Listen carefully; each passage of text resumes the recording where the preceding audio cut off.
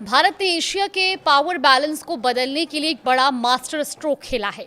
एक ऐसा प्रोजेक्ट जो सिर्फ एक सड़क नहीं है बल्कि भारत की बॉर्डर सिक्योरिटी, इंटरनेशनल ट्रेड, पूर्वोत्तर की अर्थव्यवस्था और दक्षिण पूर्व एशिया से कनेक्टिविटी, इन सब को एक साथ बदलने का दम रखता है और नाम है भारत म्यांमार थाईलैंड यानी कि IMT त्रिपक्षीय राजमार्ग।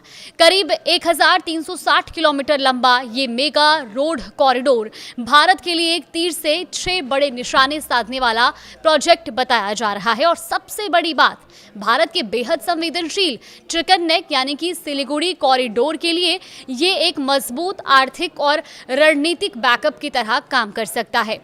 तो आखिर क्या है भारत का ये 1360 किलोमीटर लंबा प्लान और कैसे ये एक सड़क भारत को म्यांमार से लेकर थाईलैंड और आगे पूरे एशियन क्षेत्र तक जोड़ सकती है? आइए समझते हैं आसान भाषा में। नमस्कार, आप देख रहे हैं न्यूज़ 18 का डिजिटल प्लेटफॉर्म और मैं हूं आपके साथ जागृति खतवाल। तो सबसे पहले समझिए कि IMT हाईवे है क्या। देखिए, भारत म्यांमार थाईलैंड त्रिपक्षीय राजमार्ग करीब 1360 किलोमीटर लंबा 4 लेन रोड कॉरिडोर है। इसका शुरुआती पॉइंट है मणिपुर का सीमावर्ती शहर मोरे। मोरे से सड़क म्यांमार में प्रवेश करती है और वहां तमू, कलेवा, मंडाले और राजधानी नेपिडो से होकर आगे बढ़ती है। इसके बाद ये म्यांमार से निकलकर थाईलैंड के मेसोत शहर में प्रवेश करती है और मेसोत पहुंचते ही ये थाईलैंड के विशाल हाईवे नेटवर्क से जुड़ जाती है। यानी एक ऐसा जमीनी रास्ता तैयार करने की कोशिश है जो भारत को सीधे दक्षिण पूर्व एशिया से जोड़ देगा। और इस कॉरिडोर की शुरुआत का विचार साल 2002 में पूर्व प्रधानमंत्री अटल बिहारी वाजपेयी के समय सामने आया था। तब उम्मीद थी कि ये प्रोजेक्ट 2015 तक पूरा हो जाएगा, लेकिन म्यांमार के मुश्किल भौगोलिक हालात, पैसों की कमी और वहां हुए तख्ता पलट के बाद पैदा हुए हालातों की वजह से इसकी डेडलाइन लगातार आगे बढ़ती गई। अब भारत सरकार इसे 2027 तक हर हाल में चालू करने का नया टारगेट रखा है। देखिए, अब सवाल यह है कि चिकन नेक को इससे फायदा कैसे होगा। देखिए, पश्चिम बंगाल के सिलीगुड़ी में मौजूद सिलीगुड़ी कॉरिडोर को चिकन नेक कहा जाता है और करीब 20 से 22 किलोमीटर चौड़ी ये संकरी पट्टी मुख्य भारत को पूर्वोत्तर के 8 राज्यों से जोड़ती है। सुरक्षा के लिहाज से इसकी अहमियत बेहद ज्यादा है क्योंकि चीन की चुंबी घाटी इसके काफी करीब है। युद्ध या किसी बड़े संकट की स्थिति में अगर इस इलाके का संपर्क बाधित होता है तो पूर्वोत्तर भारत का मुख्य देश से संपर्क प्रभावित हो सकता है। यहीं IMT हाईवे की रणनीतिक अहमियत सामने आती है। दिल्ली, कोलकाता या मुंबई से थाईलैंड जाने वाला कोई व्यापारिक ट्रक चिकन नेक से होकर गुजर सकता है, लेकिन इसके बाद उसका रास्ता सिर्फ पूर्वोत्तर तक सीमित नहीं रहेगा। वो मणिपुर के मोरे बॉर्डर से म्यांमार होते हुए थाईलैंड तक जा सकेगा। यानी चिकन नेक सिर्फ एक संवेदनशील संकरा रास्ता नहीं रहेगा बल्कि एक बड़े ट्रांस एशियन ट्रेड कॉरिडोर के गेटवे के तौर पर विकसित हो सकता है। और इसका दूसरा फायदा है आर्थिक सुरक्षा। देखिए, पूर्वोत्तर की मुख्य भारत पर निर्भरता कम हो सकती है और पूरा क्षेत्र एक बड़े ट्रेड हब में विकसित हो सकता है। अब भारत के एक तीर से 6 बड़े निशाने कैसे हैं वो भी आप समझिए। देखिए, पहला निशाना तो म्यांमार भारत के पूर्वोत्तर का प्रवेश द्वार है। IMT हाईवे के जरिए दोनों देशों के बीच सीधा जमीनी संपर्क मजबूत होगा और इससे सीमावर्ती इलाकों में व्यापार को बढ़ावा मिलने के साथ साथ सुरक्षा और उग्रवाद से जुड़ी चुनौतियों से निपटने में भी मदद मिल सकती है। दूसरा है थाईलैंड और एशियान। थाईलैंड एक सीधी सड़क पहुंच भारत के लिए 10 एशियान देशों के बाजारों तक कनेक्टिविटी का रास्ता खोलती है। भारत का सामान सड़क के रास्ते थाईलैंड और आगे कंबोडिया और वियतनाम जैसे बाजारों तक पहुंच सकेगा। इससे लॉजिस्टिक्स और ट्रांसपोर्ट की लागत और समय को कम करने का अवसर मिलेगा। अब तीसरा है बांग्लादेश। देखिए, भारत इस कॉरिडोर का दायरा भविष्य में बांग्लादेश तक बढ़ाने का प्रस्ताव भी रखता है और अगर ऐसा होता है तो कोलकाता से त्रिपुरा और मेघालय की तरफ जाने वाला ट्रैफिक चिकन नेक के लंबे रास्ते के बजाय बांग्लादेश के रास्ते जा सकेगा। यानी चिकन नेक पर निर्भरता कम करने की दिशा में ये बड़ा कदम होगा।